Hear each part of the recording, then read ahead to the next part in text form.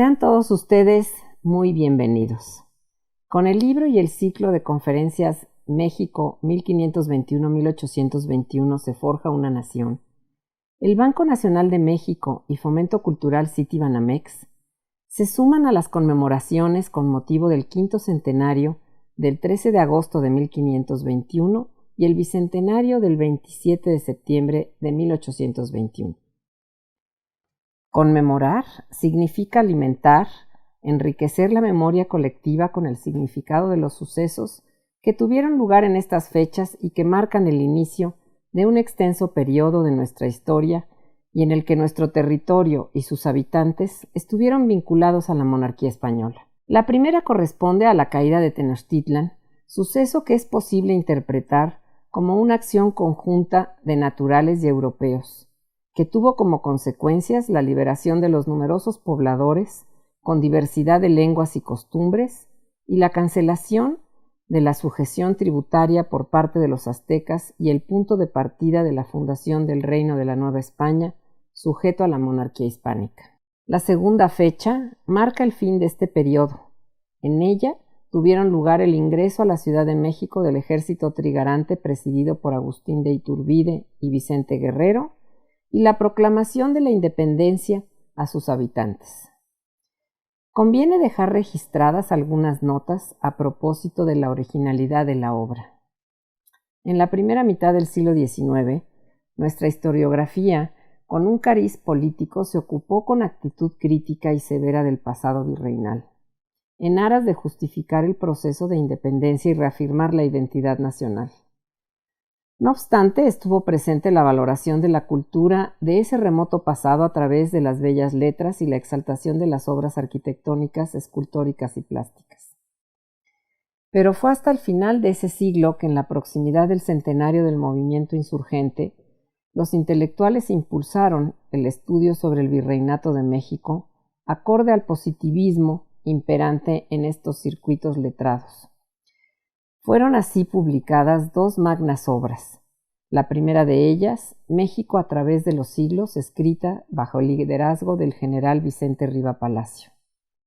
El propio Riva Palacio escribió el voluminoso tomo segundo, consagrado precisamente al virreinato. En él plasmó su interpretación de 300 años de historia erudita y rigurosamente documentada.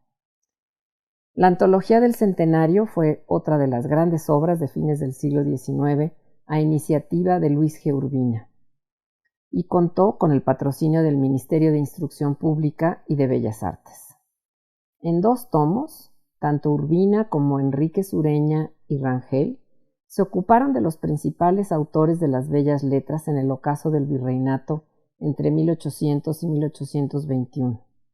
Se trató de una historia intelectual. Más tarde, superados los movimientos armados de las primeras décadas del siglo XX, en los textos oficiales de la historia mexicana, la atención al periodo virreinal fue reducida a efecto de exaltar las culturas prehispánicas como fundamento del indigenismo y el siglo XIX como puntal de la comprensión del México contemporáneo. Ya en el siglo XX, desde la academia, los dos más importantes historiadores, Edmundo O'Gorman y Silvio Zavala, se distinguieron por privilegiar en sus investigaciones el pasado virreinal, conscientes ambos de que fue en este periodo cuando tuvo realmente lugar la génesis y el desarrollo de la conciencia e identidad mexicanas. O'Gorman fue maestro e investigador de la Universidad Nacional Autónoma de México y Zavala del Colegio de México.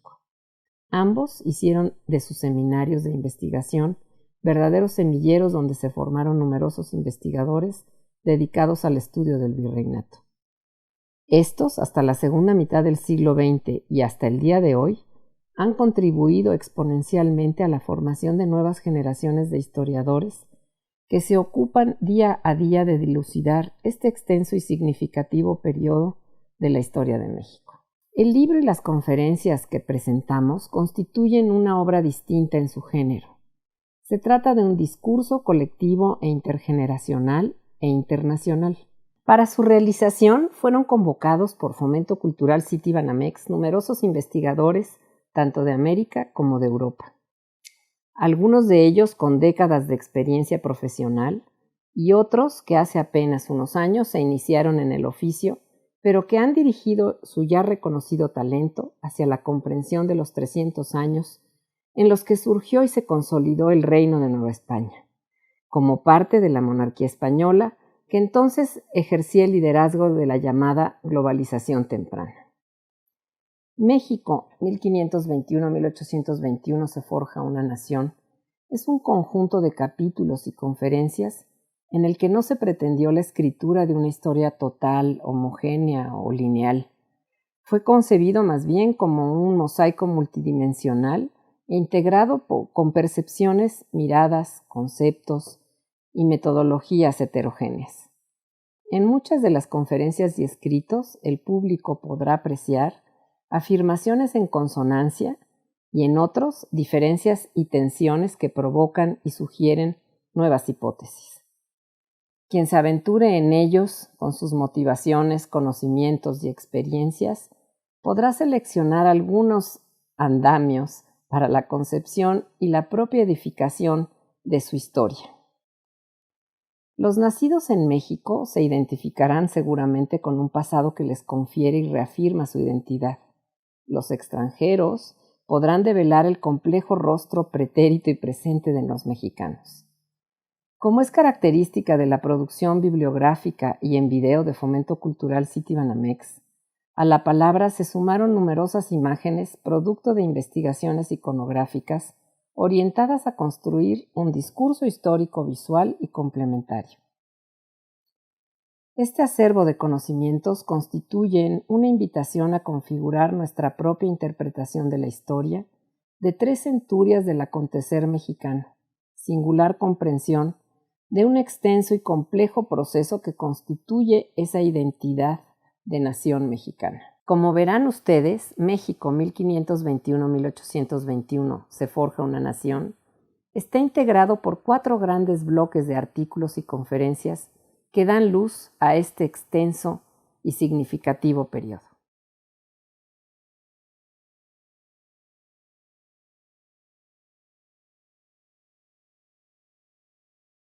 En una primera parte de estas conferencias presentamos una historia propositiva que invita a valorar el siglo XVI como la centuria de conquistas, sí, pero también de reconocimiento de un espacio pródigo y de cómo europeos y americanos se fusionaron, se expandieron en él y lo poblaron.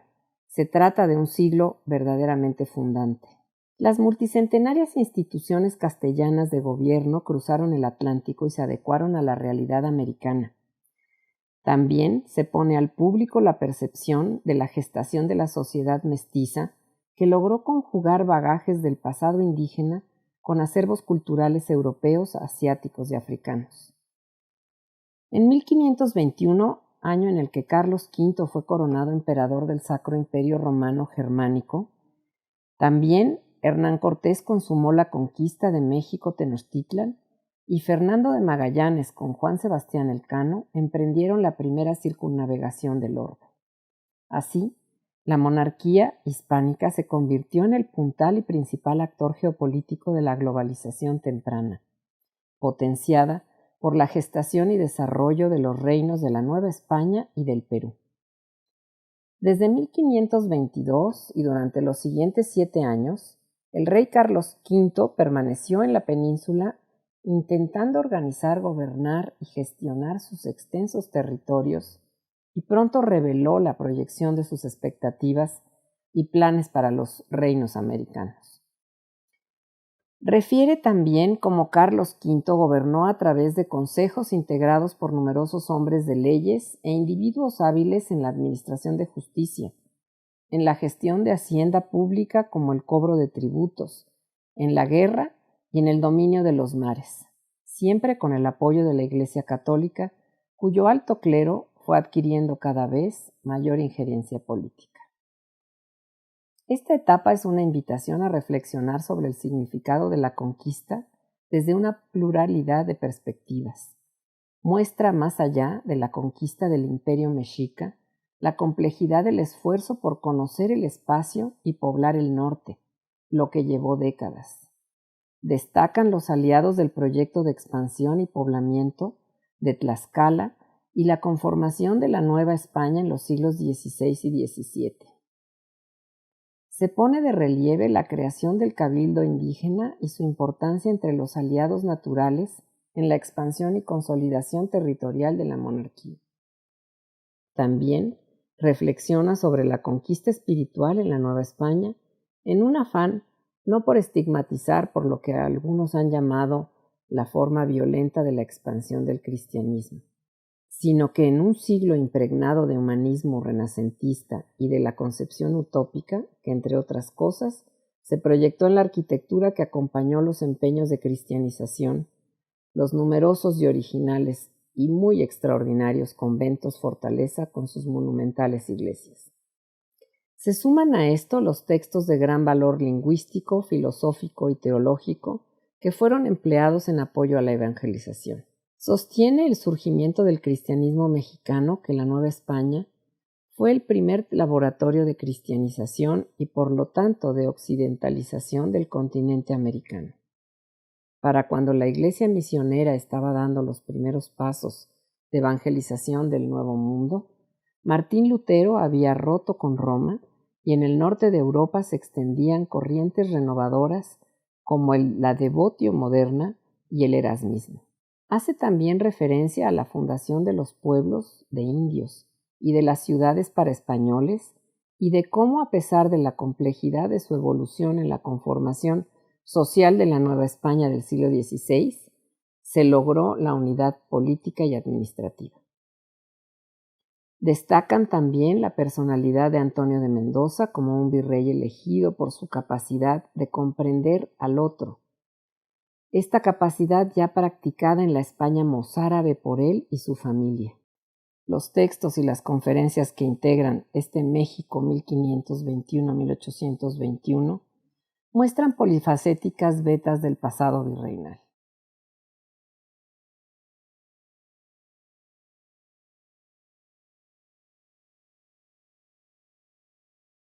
La gestación de la Nueva España, antecedente remoto de la cultura nacional mexicana, marcó un hito en la historia. Fue el primer reino americano impulsado por la monarquía española allende el Atlántico y podemos sugerir que su fundación fue uno de los detonantes de la temprana globalización. Entre otros aspectos, en él se planearon las numerosas expediciones que se realizaron para cruzar el Pacífico y llegar a las costas de Filipinas y, avanzado el siglo XVI, lograr la ruta que hizo posible el tornaviaje. Esta hazaña agilizó el tráfico mercantil con Asia y dio lugar al mundo como un solo macrosistema económico. En el contexto europeo, durante el gobierno de Castilla y Aragón por Juana, hija de los reyes católicos, en mancomún con su hijo Carlos V, emperador del Sacro Imperio Romano Germánico, se dieron condiciones propicias para configurar un reino en los territorios explorados y conquistados por Hernán Cortés, con la ayuda de sus aliados americanos. Artistas y escritores, con sus pinceles y sus plumas, legaron testimonios que, a partir de la acuciosa mirada y el riguroso análisis de la doctora Renate Piper, son procesados en el ejercicio de la disciplina histórica, para ofrecer una original perspectiva del escenario europeo al tiempo en que Cortés pisó tierra firme americana.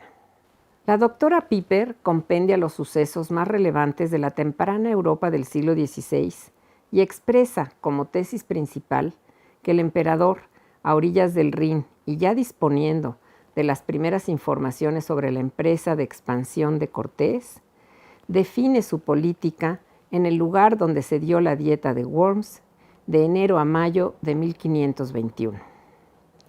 La doctora Piper nos muestra cómo la rápida expansión de Castilla en las islas del Caribe y más adelante las incursiones de Cortés en tierra firme transformaron la fisonomía y la economía del globo. Al tiempo que explica cómo en el contexto de la escisión europea provocada por la ruptura de Lutero con la Iglesia Católica, la fundación del Reino de Nueva España significó un apoyo sustancial al emperador Carlos V y a su sucesor Felipe II. Las recaudaciones tempranas de la plata novohispana a favor del Real Erario fueron decisivas en las contiendas por la defensa de la fe católica que se suscitaron en los territorios del imperio.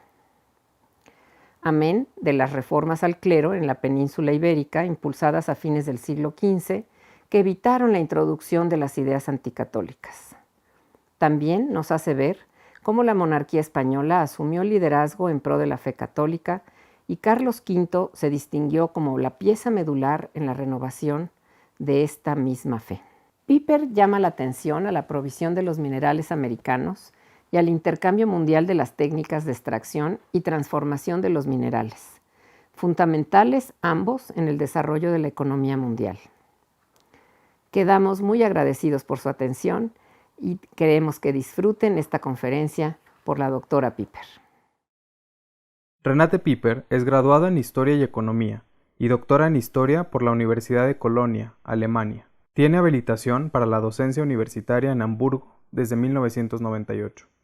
Sus campos de investigación se han orientado a la historia económica y cultural del Imperio Hispano y sus conexiones europeas, especialmente el intercambio cultural, los medios de comunicación, la minería, los precios y la Real Hacienda.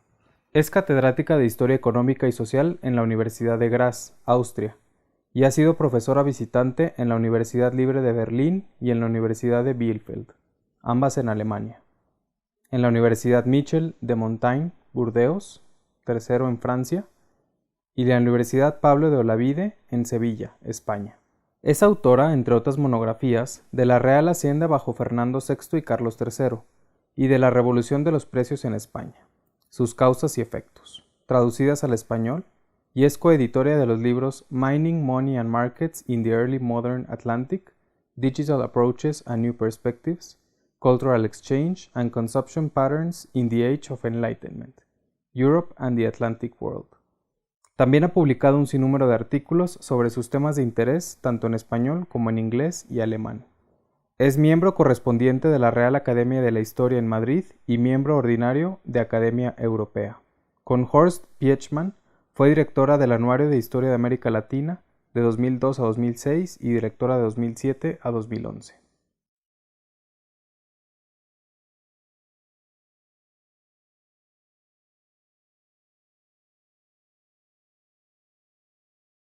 Saludos a los estimados oyentes y en primer lugar van mis gracias al Fomento Cultural Banamex y su directora Cándida Fernández Calderón por la invitación y gracias a ella y su equipo por la organización.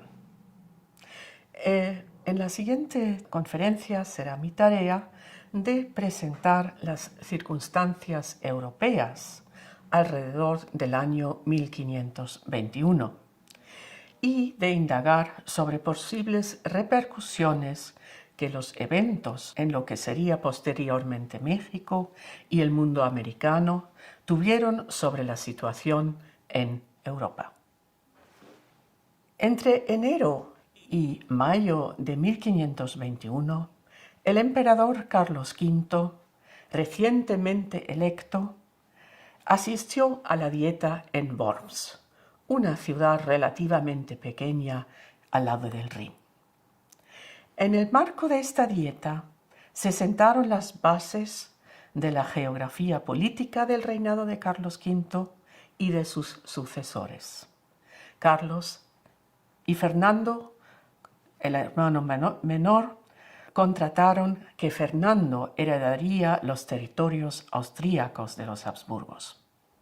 Además, en este mismo evento de la dieta, los estamentos del Imperio alemán, los príncipes, el clero y las ciudades imperiales acordaron una fórmula de repartir ayudas fiscales para el combate contra el avance del Imperio otomano. Y finalizada la dieta, pero todavía en Worms, Carlos V promulgó un edicto contra Lutero y su protestantismo religioso. Ven aquí en este folio una imagen que hizo difundir Carlos V para propagar sus ideas y su posición. Y las decisiones que se tomaron en Worms, la partición de la herencia, el reparto de las cargas fiscales así como la situación y la reforma religiosa, a mi modo de ver, tuvieron presentes que al mismo tiempo huestes en nombre de Carlos como rey de Castilla acosaron al imperio azteca. Esto fue sobre todo así porque ya habían llegado los primeros objetos mexicanos a Europa. En 1520 hubo una exposición de ellas y Alberto Durero pudo verlas y apreciarlas. Gran parte de la historiografía se ha centrado en la situación de Europa, mirando esto como un círculo más bien cerrado. E incluso se ha discutido hasta qué punto Carlos V estuvo realmente interesado en los acontecimientos que ocurrieron al otro lado del Atlántico. Sin embargo, yo sostengo que todos los asistentes a esta dieta y sus contemporáneos tuvieron presentes las actividades y los acontecimientos al otro lado del Atlántico. Tomaron en cuenta esto como trasfondo de sus decisiones, aun cuando no lo expresaban literalmente. Por lo cual yo quisiera analizar el imperio, los territorios de Carlos V, es decir, para tenerlo presente, tanto Castilla como Aragón, los reinos de Nápoles y Sicilia, Flandes y el ducado de Borgoña, así como los territorios austríacos, que también atañaban en cierto modo el reinado de Bohemia, y el norte de Italia, especialmente el ducado de Milán. Estos eran los territorios en los que Carlos V al menos tuvo una influencia bastante directa. Quisiera empezar por las actividades políticas, es decir, el espacio geográfico político en la época de Carlos V, continuar después con la situación económica y tecnológica y finalizar con aspectos socioculturales. Vayamos al primer punto. Empecemos por los espacios geográfico-políticos europeos de la monarquía hispana y el impacto del mundo atlántico. Aquí ven la imagen de un planisferio, es decir, un mapa pintado sobre pergamino en el que se diseñan los continentes y los territorios conocidos hasta el momento. Es interesante que este mapa de 1504 muestra la situación de los conocimientos justo antes de volver Cristóbal Colón de su cuarta expedición, es decir, que hay un estrecho entre el norte y el sur de América. Pero lo que a mí me interesa en este mapa portugués de 1404 es que en el centro del mapa no se encuentra ni América ni Asia, sino África. África diseñado con muchos colores, con ciudades, con mercancías, con trajines. Esto fue la visión de los portugueses alrededor de 1500. Y esto repercutió en la política de los Habsburgos. Verán que ya a mediados del siglo XV se casó Eleonor de Portugal, una infanta portuguesa, con un emperador, el tártaro abuelo de Carlos V, Federico III. Y esta señora contrajo su matrimonio en 1452, ¿en dónde? En Roma. Y lo ofició el Papa mismo. Después del casamiento de los esposos, pues tuvo lugar la coronación de emperador y emperatriz en la misma Roma. ¿Por qué los portugueses estaban interesados en enviar una representante de su familia como emperatriz a Austria, un país muy lejano? Pues en Austria, en los territorios que dominaba el emperador Federico III, pues se encontraban minas. En el Tirol, minas de plata, minas de cobre, en Estiria, minas de hierro, y los productos de estas minas se enviaron a través del puerto de Amberes hacia, es decir, Flandes, hacia Portugal. Y los portugueses necesitaban estos metales preciosos, el cobre y la plata, así como el hierro, para su comercio en África. Y los europeos del centro de Europa estaban interesados en participar en este comercio.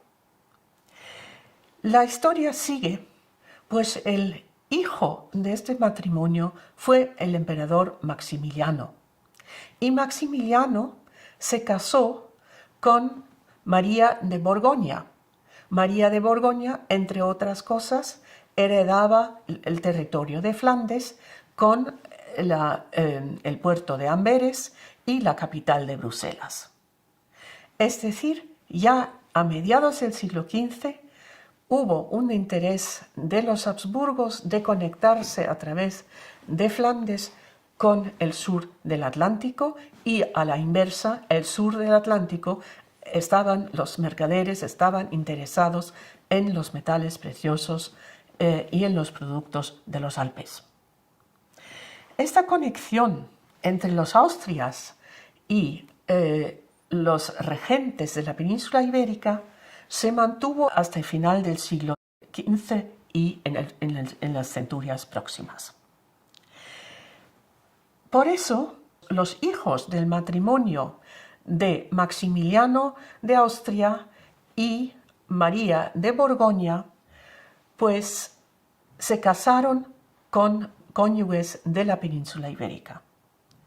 La hija mayor, Leonor, de este matrimonio, se casó con un príncipe portugués, y los dos otros hijos se casaron con príncipes o infantes castellanos. Así pues, a partir de 1496, Juana de Castilla se casó con Felipe el Hermoso, el príncipe Juan se casó con Margarita de Austria. Entonces los lazos de los Habsburgos y los intereses tanto de los castellanos como de los portugueses iban a una conexión común cuyo trasfondo era el comercio transatlántico. Primero en África, pero ya a partir de 1496, ya de forma creciente con respecto a América. Como se puede ver en ese retrato famoso, Maximiliano de Austria se casó en 1477 con María de Borgoña. Es el primer plano, o el plano central. Detrás de ellos está su hijo mayor, Felipe el Hermoso, que se casó con Juana de Castilla. Y enfrente están los dos hermanos, Fernando y Carlos, al lado de su cuñado, Luis de Hungría, que se casó con Hungría. Es decir, la perspectiva oficial de Maximiliano y su entorno fue la de la unión entre Flandes, Austria y Hungría, el reino de Hungría y Bohemia. Pero en el trasfondo estaba Juana de Castilla, y igual que Juan de Castilla. Y esto explica por qué en 1521, cuando podemos ver, es la representación de Europa por Abraham Ortelius, ya mucho después, pero para hacerles una idea de cómo se representaba Europa en aquel momento, pues esto es la razón por la cual Carlos V no optó por heredar su herencia paterna. Y la herencia de su abuelo paterno se la dejó a su hermano.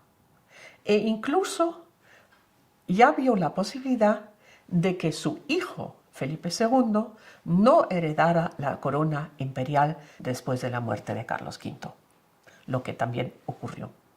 Y Carlos V, además de prescindir de la herencia de Austria y Bohemia, cortó los lazos intensos que su padre y su abuelo y su tatarabuelo habían unido y tejido, es decir, que separó, por lo menos en parte, al ducado de Borgoña y con esto también la rica provincia de Flandes y de los Países Bajos de Austria.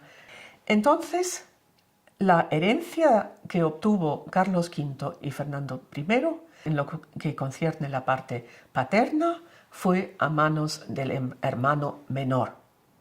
Y Carlos se quedó con el ducado de Borgoña y Flandes, más la península ibérica, el sur de Italia y el norte, cuando se recuperó el ducado de Milán, también no se lo dejó a su hermano, también lo integró en sus dominios, sobre todo a través de Castilla, las futuras Indias. Entonces se puede decir que el impacto del Atlántico en la política matrimonial hispano-portuguesa ya no empieza con los reyes católicos, sino antes, ya con los portugueses. En 1452, con el avance en las costas africanas, esto llevó a la conexión de Portugal con el Sacro Imperio. Y luego, con la conquista inminente en 1521 del reino azteca, favoreció a la elección de Carlos V como emperador. Entre los financieros estuvieron la casa de los Belser y de los Fúcaros, que financiaron esta elección, y estas dos casas posteriormente obtenieron prebendas en América. Y finalmente la solución de la posición de las Islas Molucas fue la condición para que Carlos V se casara con Isabel de Portugal en 1526. O sea que aunque la situación en América no se reflejó directamente en las decisiones bien visibles, pero como trasfondo siempre estuvo presente. Vayamos al aspecto económico. Tenemos aquí otro mapa. Este mapa ya es un mapa impreso y sobre papel, es decir, que la tecnología impresora ha avanzado bastante entre 1504 y 1544. Este es un mapa mundi pintado en Italia o diseñado en Italia y impreso en Venecia de Battista Agnese. Y ya no está el continente africano. Lo que aparece a primera vista es la ruta de Magallanes y Elcano. Es decir, los albores de la globalización ya están presentes y diseñadas en este mapa, que además como era un mapa impreso, tenía amplia difusión. ¿A qué se debía este cambio en la cartografía? Vuelvo a retomar el mapa de Cantino de 1504 y ahora les pido que por favor no se fijen tanto en África, sino en la situación del sur del continente americano, que está diseñada sobre todo como Brasil, como con unos papagayos y unos árboles. Que esto tiene el aspecto de una isla, porque hay un estrecho entre el norte y el sur americano, y además se puede apreciar la isla de Cuba y la isla española, y sobre todo Cuba, que está cerca con el pico que quizás podría ser la Florida. Pues este mapa fue el modelo para un mapa bastante famoso que quizás algunos de ustedes conozcan, el que se pone y menciona el nombre de América. Y este mapa es un mapa impreso y no se imprimió en España ni en Portugal, sino que este mapa se imprimió en Alemania, o mejor dicho, lo que hoy es Francia. ¿Quién imprimió este mapa? ¿Quién fue el que encomendó este mapa? Pues fue Maximiliano de Austria. ¿Por qué? Porque Maximiliano de Austria necesitaba fondos para su coronación, para la expedición de su coronación hacia Roma para ser coronado por el Papa. Y en esta ocasión llamó una dieta, la dieta de Constancia en 1507. Y con ocasión a esta dieta, pues encomendó a uno de los humanistas de su corte a que diseñara un mapa con las últimas informaciones. ¿Y cuál era lo más importante de todo este mapa y su contorno? Hubo un tratado de geografía, hubo además un pequeño globo, y en todos decían y se argumentaba el nombre de América. Esto fue la isla al sur de nuestro continente. Es decir, que ya en 1507, América fue un argumento para los asistentes de la dieta de soportar las tareas del emperador Maximiliano. Además muestra que América directamente influyó en las evoluciones cartográficas y las técnicas cartográficas.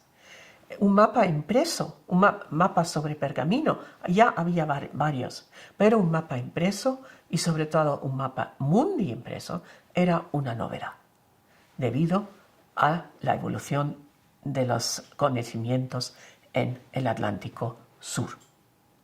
En el seguimiento de las expediciones en el continente americano y ya cuando se establecieron las colonias, los virreinatos americanos, entonces también hubo serias influencias en la náutica.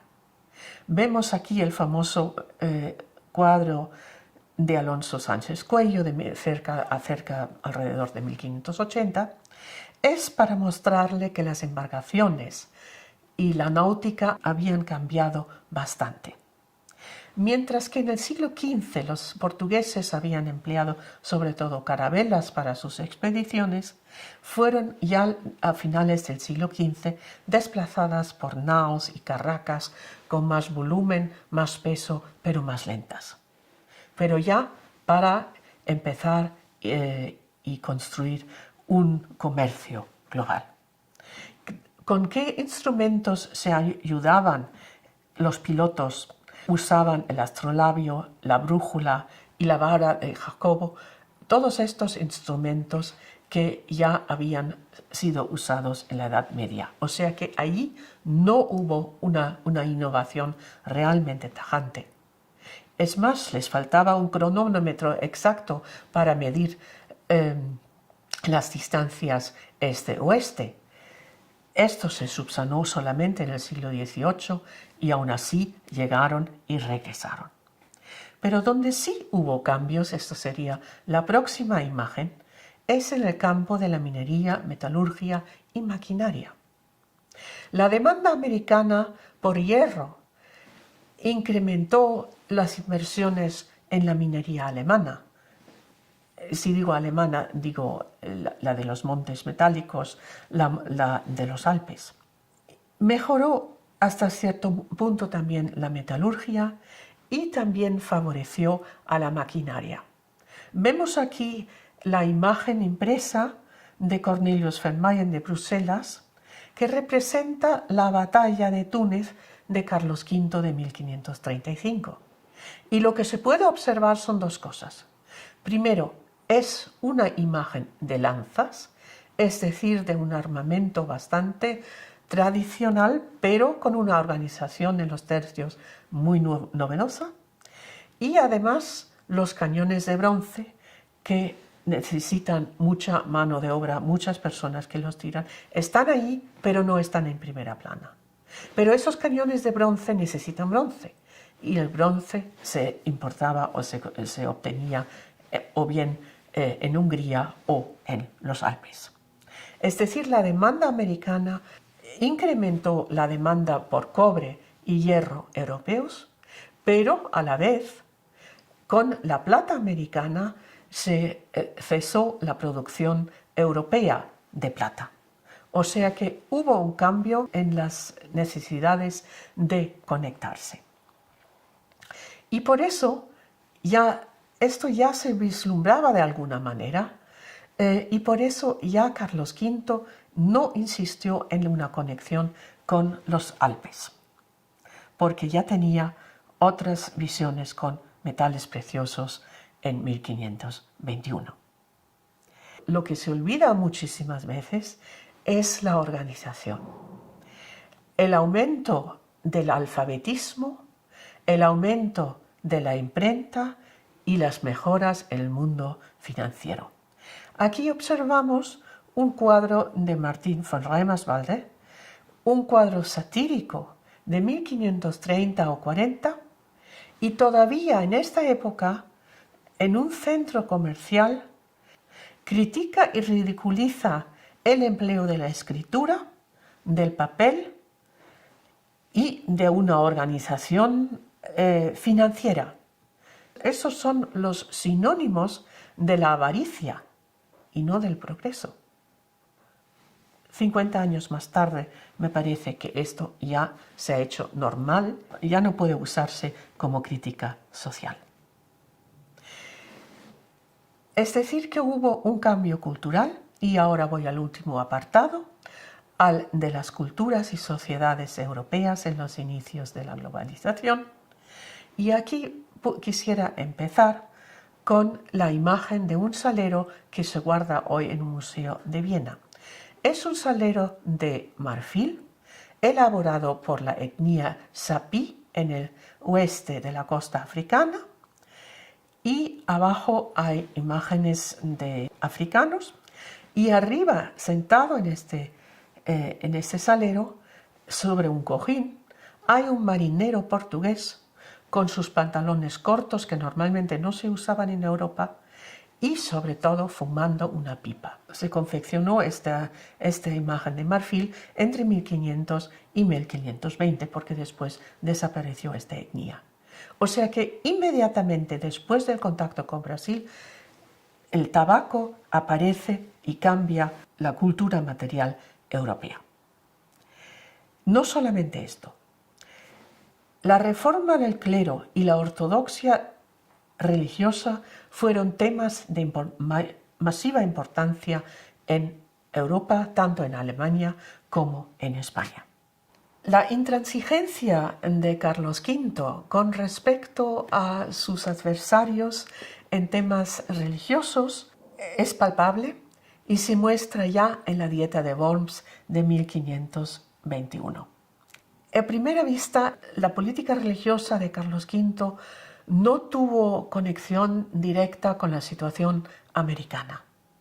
Pero si lo miramos de cerca, sí la hubo. Porque América le podía proporcionar fondos y riquezas adicionales que le permitían fortalecer su situación política, y la situación religiosa estaba íntimamente ligada a la situación política. Esto ya se dio en la península ibérica cuando se creó la Inquisición en 1478. La Inquisición en España fue el único órgano y la única institución que tanto tuvo vigor en Castilla como en Aragón en tiempos de los reyes católicos. Además, a diferencia de las otras organizaciones eclesiásticas, los reyes obtuvieron del Papa el favor de que ellos pudieran nombrar 3 personas o elegir 3 personas aptas para ser inquisidor general, puesto que luego nombraría el Papa mismo. Es decir, el inquisidor general, Torquemada, un dominico, al principio era una persona muy adscrita a la corte.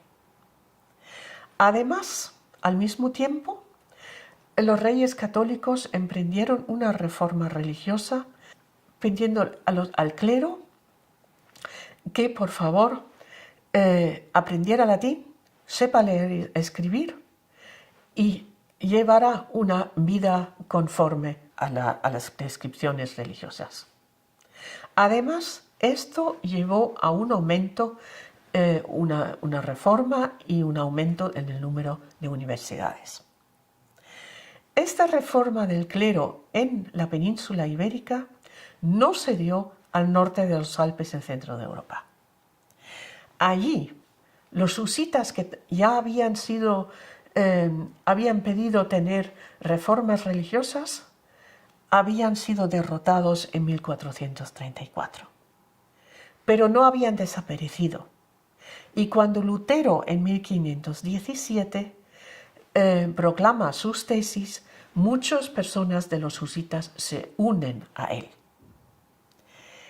Y además, el Papa Adriano, el preceptor de Carlos V, entre 1522 y 1523, Papa en Roma, pues fue miembro del movimiento religioso reformador de la devoción moderna. Adriano no solamente fue maestro de Carlos V, sino que también de Erasmo de Rotterdam.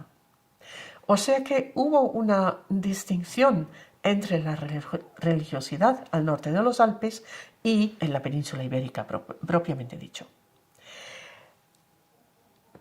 Entonces, lo que ocurrió alrededor de los años 1521 fue que en Castilla ya no hubo necesidad de reforma religiosa, ni en Aragón tampoco. Los nobles castellanos y aragoneses no iban a librar otra guerra civil para tener más influencia en la situación del clero. Sin embargo, esta misma situación fue la que prevaleció tanto en los Países Bajos, en Flandes, como en el centro de Europa. Allí sí, la nobleza y también las ciudades y los mercaderes apoyaron en muchas ocasiones a la reforma protestante porque les permitía tener una mayor influencia sobre el clero, pensando y teniendo en cuenta que el clero se nutría de la nobleza. Entonces, para la nobleza en el centro de Europa era crucial para poder ensanchar su poder político, tener control religioso sobre la Iglesia. Y esto fue lo que lo que alentó la reforma religiosa de Lutero. Y cuando Carlos V en 1521 opta en contra de Lutero, se ve en la oposición contra los príncipes alemanes. En Worms, en 1521, Carlos V todavía no se atrevió realmente de publicar el edicto mientras que estuvieran todos los miembros de la Dieta presentes. Promulgó el edicto solamente cuando ya la mitad se había marchado y le faltó todavía la fuerza militar y la fuerza política necesaria. 3 años más tarde, en 1524, cuando se publica la segunda carta de Cortés en Nuremberg con un impreso del plano de Tenochtitlán y el mapa del Golfo de México, entonces ya estaba bien claro que Carlos V había obtenido otro gran reino, mucho poder material, y entonces en 1524 ya se promulgó el edicto de Worms y se puso en vigor legal, al mismo tiempo que otra vez acompañado de noticias sobre América, en este caso la segunda carta de Cortés. Entonces vemos que aunque no estuviera presente en persona Carlos V en el caso de Nuremberg en 1524, y sí estuvo presente en Worms, pero América no se discutía. América estaba presente y sobre todo lo que sería la Nueva España estaba presente para fortalecer las decisiones tanto de Carlos V como de su hermano Fernando I. En España, la reforma del clero impidió que hubo brotes, y sobre todo la Inquisición, impidió brotes del protestantismo, que se arrasaron rápidamente, pero además la Inquisición, además de servir como instrumento contra una especie de criptojudaísmo, mejor dicho, para persecuciones sociales, sobre todo sirvió para proseguir el control del clero y, entre paréntesis, también con esto, la nobleza. Entonces, las posibilidades que ofrecían los mundos nuevos, en este caso, permitían una cierta válvula de escape para personas con creencias religiosas divergentes, porque era más difícil de ser perseguido en América, de ahí que muchos protestantes y personas con origen judío pudieron escaparse de la Inquisición española. Y así que América otra vez estuvo presente. Además, la pluralidad de las culturas en la península ibérica, a pesar de los intentos religiosos, a pesar de la creación de una gramática de Nebrija para establecer un código para la lengua española, Carlos V, sus antecesores y incluso Felipe II tuvieron que consentir una minoría religiosa muy importante. Allí aparentemente no hubo influencia americana en este consentimiento, pero si lo pensamos un poco más allá, cuando se da la expulsión de los moriscos en 1609, es cuando ya las riquezas americanas, el oro y la plata son tales cantidades que Felipe III se puede permitir el lujo de expulsar a la población, los restos de la población musulmana, y con esto afrontarse a la nobleza que la había protegido. Es más, esto también fue una señal de fuerza en contra del Imperio Otomano, con el cual, de alguna manera, la población musulmana, la población morisca, quedó en contacto. Entonces, ¿cuál fue la situación a principios del siglo XVI? El rol del intercambio cultural. Aquí pueden observar una imagen de naturaleza muerta diseñada por Georg Flegel en Frankfurt, cerca de Worms, ya 100 años después, en 1630. Y allí, ¿qué es lo que observamos? ¿Cómo había cambiado la cultura material? ¿Cómo se había producido este intercambio cultural? Pues en esta naturaleza muerta, que siempre es un memento mori, los productos que sirven a este memento mori, ¿cuáles son? Una pipa de tabaco, tabaco propiamente dicho, fresas que también procedían de América, y la mecha para el tabaco con un trozo de plata. Y lo demás, papel, vino y un vaso de cristal, también eran productos codiciados, más o menos costosos, pero asequibles, al igual que las demás cosas presentadas aquí, a una élite o personas acaudaladas. Lo cual quiere decir que los elementos americanos ya habían entrado de pleno en el consumo, incluso en el centro de Alemania, para no hablar de España. Y así Como la conquista del reino azteca influyó como trasfondo en la ruptura de los lazos directos entre Austria y los Países Bajos, influyó también que Carlos V optara por la herencia materna y no por la herencia paterna, y Carlos V además se pudo permitir el lujo de estar ausente de la península ibérica cuando se dio la revuelta de las comunidades en 1521, porque sabía que llegaba dinero y fondos de otro sitio. Además, la demanda americana influyó en la minería y en los asuntos navales europeos y permitió a las Austrias de España una política intransigente contra el protestantismo.